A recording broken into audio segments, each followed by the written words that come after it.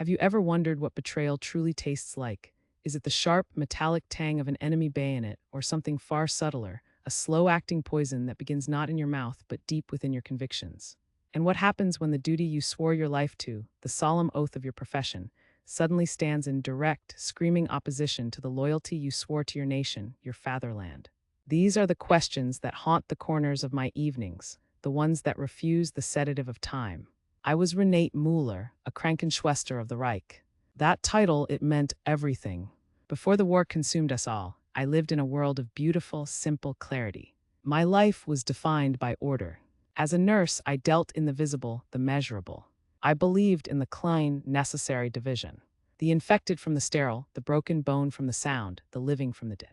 My hands were trained to mend, to stitch, to pull life back from the brink, following protocols that were as unyielding as the laws of physics.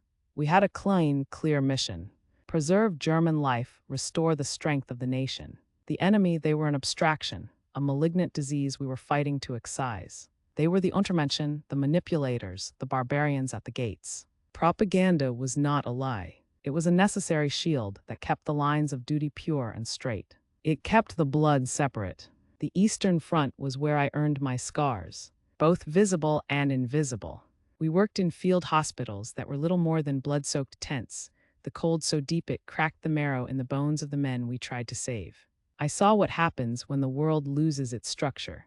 Frozen bodies stacked like cordwood, the endless, screaming, putrid decay of wounds that would not close. I learned to suppress the heart, to let the hands rule, because sentiment was a weakness that cost lives. Discipline was my fortress. Duty was my god. And then the quiet came. It was not the quiet of death, which I knew well, but a terrifying, unnatural silence. I was captured, stripped of my duty, and transported across the channel. I expected a dungeon, a concrete bunker smelling of fear and stale sweat, perhaps a cold wall and a firing squad. I was ready for the end I deserved, the one that would honor my comrades. Instead, I found Ashworth Grange. Even now, decades later, the smell of disinfectant struggling to overcome the deeper, older scent of damp earth and polished oak can pull me back to that moment.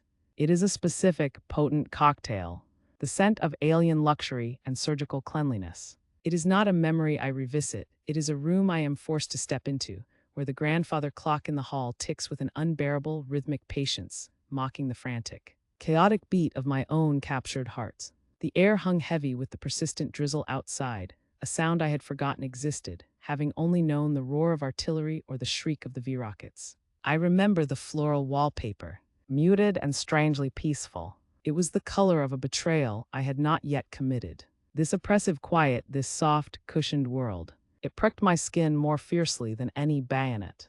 It felt wrong. It felt like a trap designed to break the mind before the body. This, I thought, is how the enemy executes you, by suffocating you with their unnatural peace. I stood before Matron Margaret Davies. She was a granite statue in a starched uniform, a formidable woman whose eyes held no pity, only a cold, professional assessment. She was exactly what I had been trained to expect in an enemy officer: efficient, unyielding, and terrifyingly competent. But she did not offer a threat. She did not ask a question. She looked at my mud-stained Wehrmacht uniform, the emblem of my broken pride, and then looked at my hands, the tools I thought belonged only to the fatherland. The air hung heavy. I waited for the interrogation, the abuse, the inevitable cruelty the propaganda had guaranteed. Instead, she moved. Without a single word of greeting or accusation, she shoved a blood-splattered uniform into my arms and thrust a basin of lukewarm water and a block of rough soap at me. Her finger, stiff and unyielding, pointed toward an adjoining room. Then came the order, the single, devastating blow that shattered the structure of my world. Her voice, low and precise, cut through the quiet like a surgical scalpel. "Clean up, Fraulein. You are a nurse, not a combatant. Your duty is to life, and there is a life hanging by a thread in there. Move." My mind seized. It was a refusal of reality. This was not the script.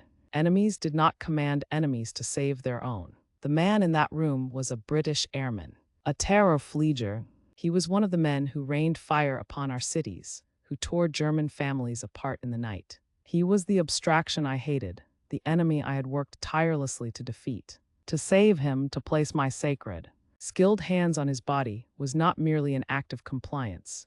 It was an act of profound, unforgivable treason against my oath, against the ghosts of my fallen comrades, against the very cause that had demanded my suffering. I hesitated. A fraction of a second. An eternity. My feet felt anchored to the polished wood floor. No, I cannot. I will not. But Matron Davies did not repeat the order. She simply waited, her unyielding gaze communicating a truth more potent than any political slogan. That she saw a nurse, not a uniform. She saw the potential for salvation, and she demanded my duty. My body, honed by years of discipline, overruled my screaming mind. The hands moved first. They were professional hands. They accepted the basin, they washed away the grime of the retreat, they donned the alien. Klein uniform. I walked into that room like a sleepwalker approaching a precipice. The airman was young. Too young. Not the monster I had been promised. His face, pale and slick with sweat, was innocent and vulnerable. His wound was severe. Shrapnel lodged deep, causing a rhythmic, desperate struggle for breath. The British medical personnel surrounding him were moving with frantic, contained efficiency, but they lacked the specific, brutal expertise I had gained in the frozen field tents. I saw their hesitation. I saw the problem. My mind, the part that had been suppressed for survival, the clinical engine that processed trauma, immediately clicked into gear. The propaganda, the screaming voices of the radio, the images of the subhuman enemy, it became a muffled static in the background. What was real now was the sight of arterial blood pulsing rhythmically, the precise angle of the embedded metal, the sound of the young man's failing breath. This was a geometry problem, a physics equation, a crisis of life that demanded a solution. My hands, betraying my fatherland, moved with an instinctual precision. Instruments were placed into my grasp. The cold steel felt familiar, a reassuring weight. I worked with the British surgeon in silence, a strange, profound communion forged not by language or flag, but by the shared religion of medicine. Every careful incision, every stitch, every movement to secure his breathing tube was a silent argument between my head and my hands. Traitor, betrayer. My mind hissed, but my hands only felt the slick, warm reality of his flesh, his bone. The procedure lasted an hour, an intense bubble of focus where flags ceased to exist. When the young man's breathing stabilized, when the crisis passed and his pulse settled into a slow, steady rhythm, I stepped back. My breath came in ragged gasps. I looked down at my hands. They were caked in blood, his blood. British blood. But standing there, under the high ceiling of that alien room, I saw only red. Human blood. The sheer, overwhelming simplicity of it broke the fever of my fear and my defiance. Matron Davies met my gaze. She offered no praise, no thanks, no forgiveness. Only a curt, professional nod. A silent acknowledgement of competence. It was the highest form of respect I had ever been given, and it came from the enemy. In that moment, the iron structure of my world did not merely crack. It imploded. The enemy was not an abstraction. He was a boy with a future, and I, the loyal German nurse, had chosen life over loyalty. I spent the rest of my imprisonment working in that hospital, tending to the wounds of the men I had been taught to despise. But the work was a formality. The real healing, the painful, irreversible operation, had already been performed on my soul that first night. The clean lines I had built my life upon, the distinction between us and them, the sterile and the infected, the worthy and the unworthy, those lines had been permanently blurred by the simple, common reality of that young airman's blood on my hands. My core metaphor, the nurse who believed in order and clear separation, had been shattered. I was now a practitioner of necessary chaos. I realized then that the purest form of my oath, the preservation of life, transcended every boundary, every uniform, every screaming ideology. That night, Matron Davies did not break me with cruelty. She broke me with a professional demand for my humanity. She forced my hands to testify against the lies my mind had believed for years. The true antagonist, I came to understand, was never the Allied soldier or the British matron. The antagonist was the systematic dehumanization, the relentless, necessary lie that allows one human being to look at another and see only a target. The propaganda was not a shield. It was a blindness.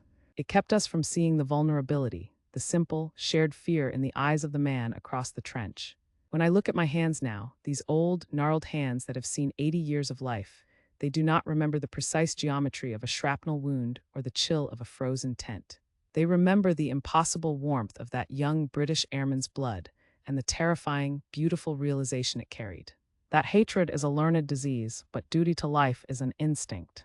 We spent years, decades even, arguing about who was right and who was wrong in that great, terrible war. But the real lesson is simpler, quieter, and infinitely more tragic. History is not a battle of good versus evil.